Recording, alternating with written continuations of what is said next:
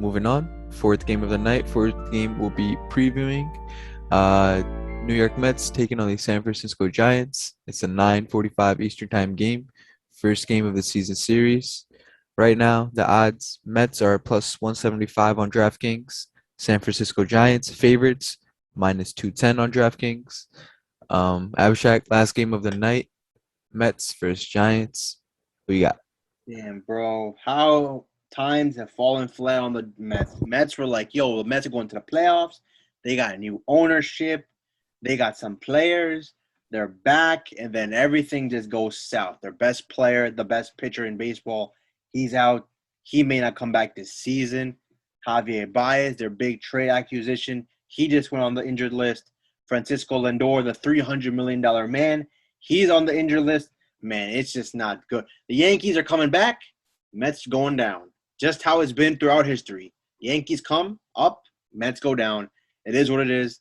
And right now, man, the Mets, I feel for them because you want to root for this team. They haven't won as much as the Yankees, obviously. So that's why you root for them. We're obviously in Jersey. I kind of consider the Mets to be Jersey's team. Like the Jets, I consider the Jets to be Jersey's team, even though they both technically play in New Jersey, but that's besides the point. Regardless, now we get into today. The Mets are 3-7 the last 10. Those 3 wins are kind of a misnomer because they beat the Nationals. They swept the Nationals. Congratulations. You swept one of the worst teams in baseball. There's nothing at home.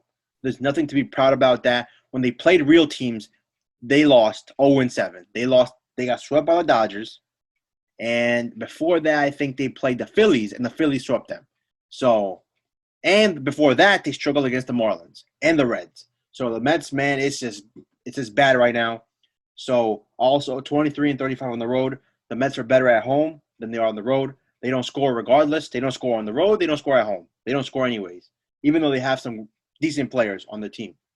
Now we get to the pitching. Rich Hill, man, 41 years old, 41 years young. He's still pitching.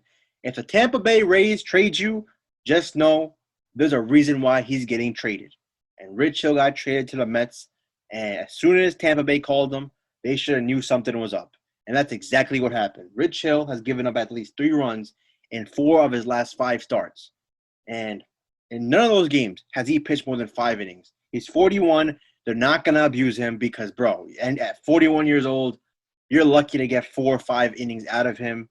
And he's doing his best. I give him that. He's a professional. He's still solid. He's giving it his best. He's a lefty.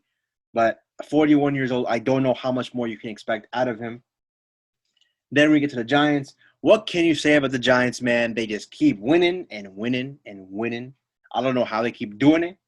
People got to take notice. This is not a fluke anymore. This team is legit. They have the best record in baseball. They're 8-2 in their last 10 games. Best record in baseball, as I mentioned. They're 40-18 at home, the best home record in baseball. And now the best part about it is they're getting healthy. They had a lot of players injured throughout the season. They're getting Evan Longoria, one of their best hitters. He came back over the weekend. I assume he's going to play, even though the Giants now actually have a lot of guys that may not play because there is too many guys. They actually have a lot of guys that are playing really well this season, and some of them are not going to be playing because they have too many guys.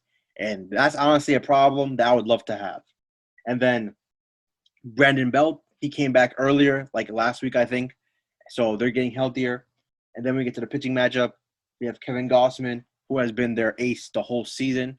He kind of had a rough patch a couple starts ago, but his last 2 starts, I understand it against Arizona. Arizona is not a good team. They're actually the worst team in baseball. But he was able to find a rhythm. 3 runs in 2 starts. That's not bad. He's at home.